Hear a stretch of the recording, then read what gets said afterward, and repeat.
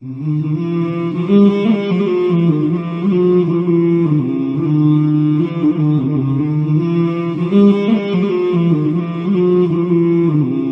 کے اولاد پر اور اولاد کے والدین پر کیا حقوق ہے مختصراً؟ یہ تو انہوں نے پورا ایک معاشرتی علوم کا پورا سوال پوچھ لیا ہے کہ یعنی پورا ایک لمبا چوڑا. یہ تو بہت لمبی فہرست ہے حقوق کی.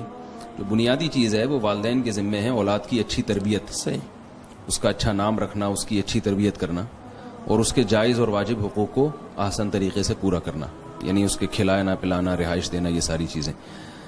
اور ایک چیز جو آج کل تھوڑی سی والدین میں کوتاہی نظر آتی ہے وہ یہ کہ اولاد کو بعض دفعہ دوسروں کے سامنے رسوا کر دیتے ہیں، ذلیل کر دیتے ہیں.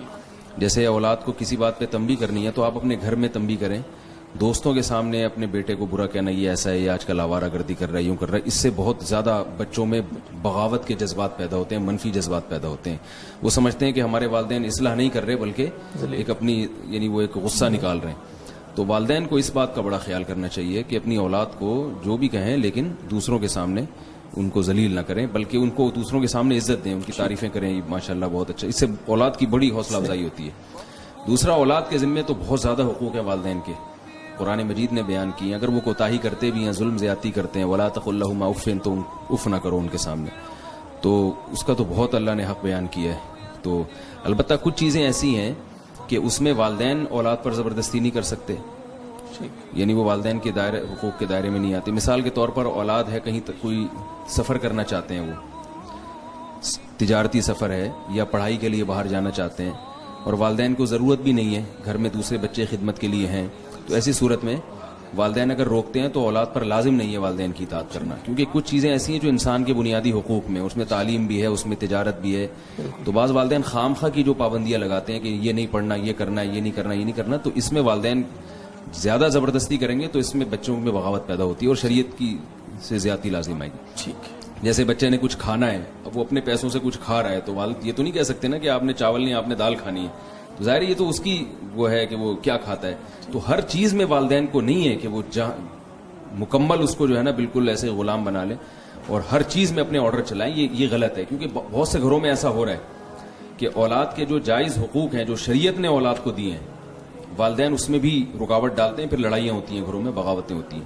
تو ایک حد تک ہے جو انسانی بنیادی حقوق ہیں جو جس میں سب مشترک ہیں، اس میں بچہ اپنی مرضی سے بھی کر سکتا ہے، لیکن بچے کو شریعت ترغیب بہرحال یہی دیتی ہے کہ حتی الامکان اپنے والدین کو راضی کر کے چلے. ٹھیک ہے، اگر بچہ چاول کھانا چاہ رہا، والد دال کھلاتا، یہ میں ایک مثال دے رہا ہوں، ایسا ہوتا نہیں ہے. دال چاول کھانا، اصل جو مثال دینا چاہ رہا تھا وہ میں دے نہیں رہا تھا کہ بعض دفعہ بچے نکاح کرنا چاہ رہے ہوتے ہیں، والدین روک رہے ہوتے ہیں ان کو، ٹھیک ہے نا. ٹھیک ہے، تو جب دال چاول پہ پابندی نہیں لگا سکتے تو شادی پہ پابندی کہاں سے لگا سکتے؟ صحیح. تو یہ بچے کا جائز حق ہے، وہ اپنے خرچے پر اگر نکاح کر رہا ہے اور باپ کا نہیں کرو تو بچے پر باپ کی اطاعت لازم نہیں ہے ایسی صورت میں. اسی میں یہ بھی ہوتا ہے کہ بچہ کہیں کرنا چاہ رہا ہے، ابا زبردستی اپنی بھتیجی بانجی سے اس کو باندھ دیتے ہیں، وہ بالکل وہ اس کے نظر میں وہ اس کا چاول کھانے کا دل چاہ رہا ہے، آپ اس کو زبردستی دال کھلا رہے ہیں، تو وہ پھر طلاقیں ہوتی ہیں، وہ محبت نہیں دیتے. ایسے درجنوں کیسز آ چکے ہیں. یہاں جامعۃ الرشید میں بھی اس طرح کے استفتاء آئے ہیں کہ باپ نے ماں نے زبردستی اپنے اولاد کی شادی کرا دی، بچی پہ رائے مسلط کر دی، بیٹے پہ رائے مسلط کر دی، گن پوائنٹ پہ ان کی شادی کرا دی، اب وہ مصیبت میں پھنس گئے ہیں، وہ طلاقوں تک نوبت پہنچتی ہے. تو اس طرح نہیں، اس طرح جو ہے نا نہیں کرنا چاہیے. لا الہ الا اللہ محمد رسول اللہ علیہ صلاۃ اللہ وآلہ والأحب